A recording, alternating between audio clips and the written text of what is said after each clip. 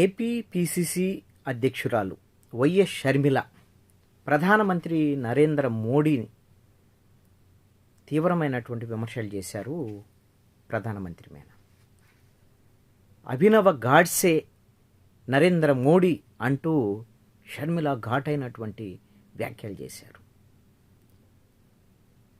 గాడ్సే వారసుడే నరేంద్ర మోడీ, ఇలాంటి వాళ్ళ నుంచి ఇంకా ఇంతకన్నా ఏం ఆశిస్తాం అంటూ కూడా తీవ్రమైనటువంటి వ్యాఖ్యలు చేశారు.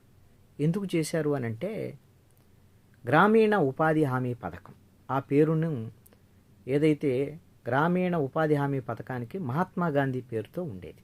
ఇది 2005లో కాంగ్రెస్ యూపీఏ ప్రభుత్వం ఉన్నప్పుడు తీసుకొచ్చింది. ఇప్పుడు ఆ పథకం పేరు మారుస్తూ కేంద్ర ప్రభుత్వం తీసుకున్నటువంటి నిర్ణయం.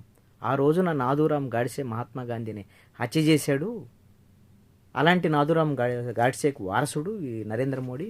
ఇప్పుడు ఆయన పేరు మార్చి మళ్ళీ నరేంద్ర మోడీ మహాత్మా గాంధీని హత్య చేశాడు, ఇంతకన్నా దారుణం ఇంకేముంటుందంటూ కూడా షర్మిల వ్యాఖ్యానించారు.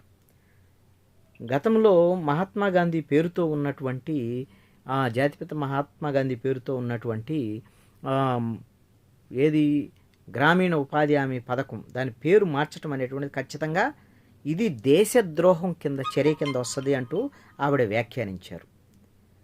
ఇప్పుడు ఈ కూటమి ప్రభుత్వం, ఎన్డీఏ ప్రభుత్వము రామ్జీ అంటే రోజ్గార్ అండ్ అజీవికా మిషన్ పేరుతో గాంధీని అవమానించారు అనేటువంటి విధంగా కూడా ఆవిడ వ్యాఖ్యానించారు. ఇప్పుడు ఉన్నపళంగా పేరు మార్చాల్సినటువంటి అవసరమైంది. ఈ పేరు మార్చడం వల్ల అదనంగా ఖర్చు తప్ప ఉపయోగం లేదు. 100 రోజుల నుంచి 125 రోజులు పనులు పెంచడానికి సమస్య ఉంది, పెంచుకోవచ్చు కదా. ఇప్పుడు రాష్ట్రాలు వాటాకు సంబంధించినటువంటి అంశం పెట్టారు. ఇది రాష్ట్రాలు వాటా చెల్లించాలంటే రాష్ట్రాల మీద భారం కదా. ఇది కేంద్ర ప్రభుత్వం రాష్ట్ర ప్రభుత్వాలనే నిర్వీర్యం చేసేటువంటిది. అదేవిధంగా అసలు గ్రామీణ ఉపాధి హామీ పథకాన్నే నిర్వీర్యం చేసేటువంటి విధంగా వ్యవహరిస్తున్నాడు నరేంద్ర మోడీ.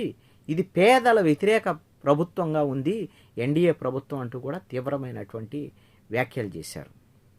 దీని మీద ఆల్రెడీ పార్లమెంట్లో ప్రియాంక గాంధీ, అదేవిధంగా రాహుల్ గాంధీ ఈ పేరు మార్పుకు సంబంధించినటువంటి అంశం, ఇదే విధంగా గ్రామీణ ఉపాధి హామీ పథకం కొత్త బిల్లుని కాంగ్రెస్ పార్టీ వ్యతిరేకిస్తున్నటువంటి పరిస్థితి ఉంది. వాళ్ళ అధినాయకత్వం ఏ విధంగా అయితే ఈ గ్రామీణ ఉపాధి హామీ పథకాన్ని కొత్త బిల్లుని వ్యతిరేకిస్తున్నారో, ఇప్పుడు ఏపీపీసీసీ అధ్యక్షురాలు షర్మిల కూడా నరేంద్ర మోడీ యొక్క చర్యలని, ఎన్డీఏ ప్రభుత్వ చర్యలని తీవ్రంగా దొయ్యబట్టినటువంటి పరిస్థితి ఉంది. ఒక రకంగా అభినవ గాడ్సే అంటూ వ్యాఖ్యలు చేయటం అనేటువంటిది ఖచ్చితంగా రాజకీయ వర్గాల్లో